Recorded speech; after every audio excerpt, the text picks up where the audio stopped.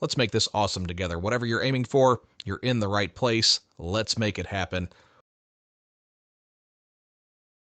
On June 16, 1976, young people stood up. In 2025, they are standing up again, but this time not against foreign oppressors, but against betrayal from within. This year, in the spirit of truth and no longer accepting the script handed down from above, we went searching. Not for slogans, not for ceremonies, but for voices. The real voices of young South Africans on the ground in lecture halls and libraries and crowded taxis and broken towns. We asked them, what do you see? What do you feel? What future do you want? We traveled across this nation's institutions. We sat with students at the University of Cape Town and heard sharp critiques of elite betrayal. We visited Pentec and Nelson Mandela University, where students spoke of dignity stripped by daily dysfunction. At Sefako Magatho University, future doctors told us how it feels to study medicine in a system that lets patients die. At the University of Johannesburg, we heard how dreams are shrinking under the weight of economic lies. At Rhodes University, students refuse to perform gratitude. They are angry, awake, and organized. And in Stellenbosch, young thinkers told us, we are done being blamed for a system we didn't create. We are here to rebuild, not apologize. What united them all was this. They are tired of the lies. Tired of leaders who pose as liberators but loot like colonizers. Tired of poverty being treated like a natural phenomenon. Tired of ministers who wear struggle credentials like camouflage while stealing from the very people they claim to love. This generation is done pretending. They are not waiting for handouts. They are not repeating old songs. They are not fooled by phrases like developmental state or transformative agenda anymore. They want honesty, discipline, delivery, and dignity. June 16th is not a holiday to them. It is a reckoning. And this feature is not about commemoration. It is about confrontation. The pages ahead contain their voices, their fire, their frustration, their ideas. No editing, no sanitizing, no permission asked.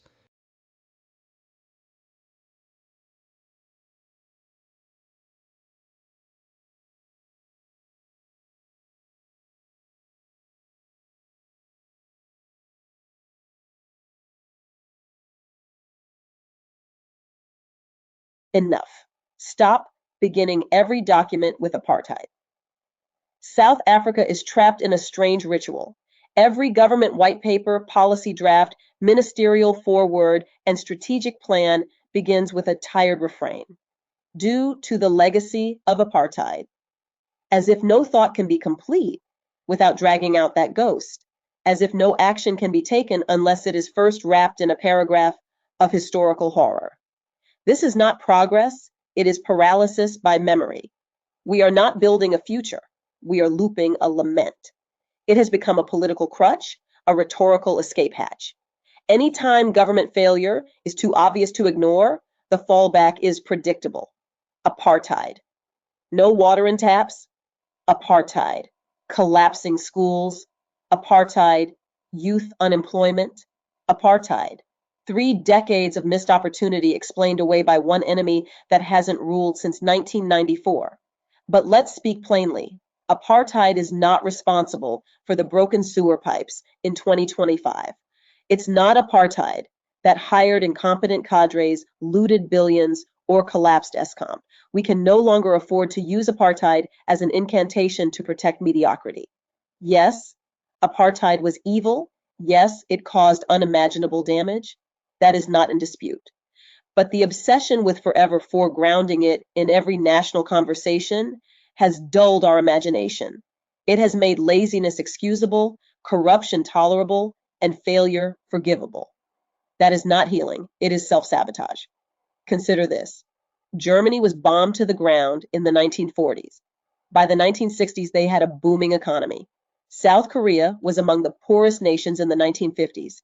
Today, it's a tech powerhouse. They had dictatorships, war, colonialism, real trauma, but their policy documents aren't eternal eulogies. They start with vision, not victimhood. Meanwhile, in South Africa, our official tone is one of mourning, not movement. It's in every foreword, every framework, every briefing note, due to the injustices of the past. It's as if our leaders are incapable of speaking without first apologizing for being in a broken country. The real apology is that they've failed to fix it. We do not deny the pain of the past, but we do deny the excuse of using it to mask present incompetence. There is no dignity in asking the world to keep feeling sorry for you. There is only dignity in rising, in fixing what is broken, not narrating endlessly why it broke. If your house is on fire, you don't write essays about how the match was struck 30 years ago. You fetch water, you rebuild, you protect what remains. That is what true nations do. It is time to stop starting every plan with a funeral. We need bold beginnings, not tired tributes. South Africans are not looking for policy poetry about the past. They are asking, what will you do now? Stop telling us about apartheid. Start telling us how you'll fix the country.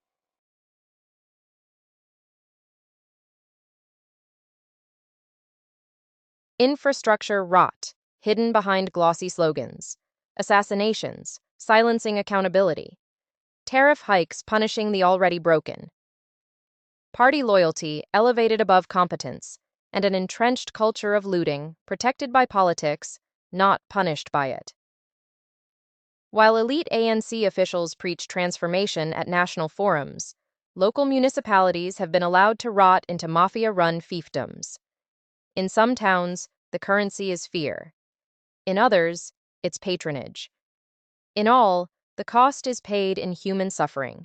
The health system has collapsed. And then they tell you, we are building a caring state. No, you're building graves. Medicine is out, but procurement is full no panado. No HIV meds, no insulin. But the provincial health department just bought new cars. Clinics run dry. While politicians sign tenders with their wives' companies for our 20 million worth of health system improvements that never reach the sick. You want ARVs? Sorry, the supplier didn't deliver. You want a doctor? Sorry, they're on community outreach and they get a conference in Dubai. The nurses are burned out, or bought out. Some care, some cry, some fight. But most? They've given up. You walk in with pain. They barely look up from their phone. They lose your folder, shrug, laugh, tell you to come back tomorrow because they stopped believing in the system years ago. Now, they just survive it.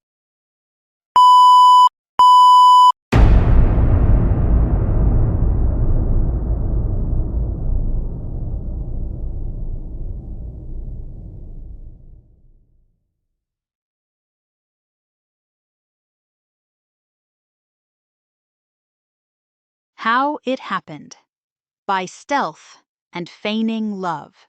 South Africa was not destroyed by a single bomb. It was dismantled quietly, over time, by men and women who came in the name of liberation, speaking the language of the people, singing songs of freedom, holding up fists with one hand, and pocketing the future with the other. They did not take power with guns. They took power with promises. We love our people, they said. We will fight for the poor, they said. But behind closed doors, they were drawing up blueprints for control, for enrichment, for empire building. The enemy of yesterday became the weapon of today. The people's pain was not healed. It was harvested. Their suffering became a political asset, manipulated over and over to buy votes, silence dissent, and justify incompetence. They mastered the art of the performance. Revolutionary clothes, raised fists, speeches thick with struggle nostalgia. But it was all theater, because while the poor waited in long lines for service delivery that never came, the comrades were eating tenders, contracts, government fleets, million-rand mansions, and foreign shopping trips. They feigned love, but used the people. They kissed babies on TV, but spat on their future behind closed doors. They hugged go-go's in shack settlements before elections, but forgot them until the next vote. They screamed power to the people, but kept the people in powerlessness, deliberately, because an unemployed, hungry, angry population is easier to manipulate. They made victimhood an identity. Instead of helping the people heal, they kept reopening the wound, retelling the trauma, not to build strength, but to maintain control. Because if the people stayed angry, they'd stay loyal. If they stayed poor, they'd stay dependent. If they stayed broken, they'd stay grateful for crumbs. That is the most wicked betrayal. They didn't just fail to deliver, they never intended to. They replaced apartheid's brutality with a new kind of oppression, one wrapped in a flag, dripping with slogans, hiding behind love. And the people, hoping, praying, believing, stood still while the country was sold. Today we are living in the ashes of that lie. Municipalities are bankrupt, roads are dust, schools are overcrowded, hospitals are hollowed out, crime is organized, the justice system is a joke. The comrades have eaten everything and still demand more. This was not incompetence, it was intentional neglect, masked as caring. It was a planned extraction, masked as revolution. And until we name it for what it is, South Africa will never heal. We must stop treating this as a tragic accident. It was a hostile takeover, executed in slow motion,